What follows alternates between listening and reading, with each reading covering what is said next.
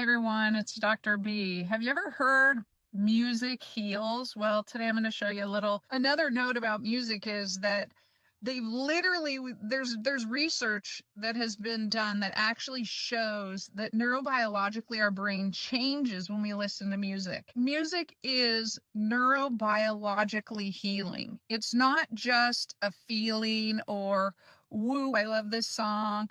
But literally, especially when you sing or you dance to it, think of all the parts of your body that you engage in releasing old trauma. And even though we don't always release all of the remnants of our old trauma, it is a way when we start to get too bogged down with too many things, heavy things, and we're starting to feel maybe our depression or our anxiety or our sadness or whatever. It is a tool that we can use to literally pour soothing lotion on our brain to calm us and to bring us back to the person that we really are and the person that we want to be and the things that make us important and valuable in the world. And so it's so cool that music isn't only just something that engages us and makes us feel amazing and allows us to transform ourselves, but it also heals us. It also has an actual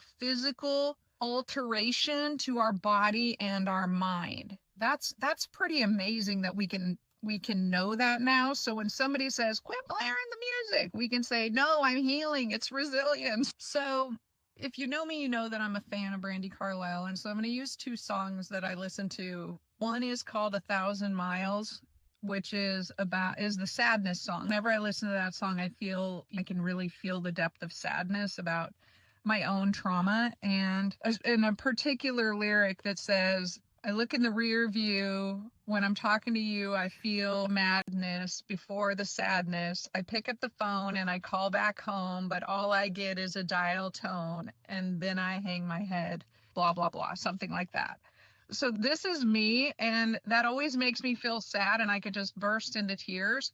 But Brandi Carlile has another song that I also sing called Crowded Table. And after I always listen to 1,000 Miles, I listen to Crowded Table, and it makes me feel my strength and connection to my children and my people that I really care about. And so even though I don't necessarily have a real connection with my biological family, I have a really strong connection to my children and other people in my life. So what does that mean? I go to this song called Crowded Table that says, I want a house with a crowded table, a place by the fire for everyone. And so with that song, it makes me feel like I have power and purpose over my own sadness, and that I can literally do something to not dwell in the darkness of being alone and disconnected, but I can anchor to this other path. And that's my resilience. That's the ability to pull yourself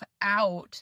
It's not easy, but that's what resilience is. It's the ability to pull yourself out of darkness and into the light. And so that's how music heals, when we're able to maybe take one song that allows us to really feel the depth of our emotions and be sad, which is very important to healing, but then also go to another song or a piece of music that actually inspires us to be strong and purposeful and engaged and connected to people in the world. So share with me your sadness song and then your resilience song, and maybe the lyric that goes with each that helps you to get through a tough time. I'd love to see it. Also, if you like this content, please subscribe. If you feel like it and you liked it, go for a like button. With that, leave a life print. Go check out Brandi Carlile, love her music, and I'll see you next time.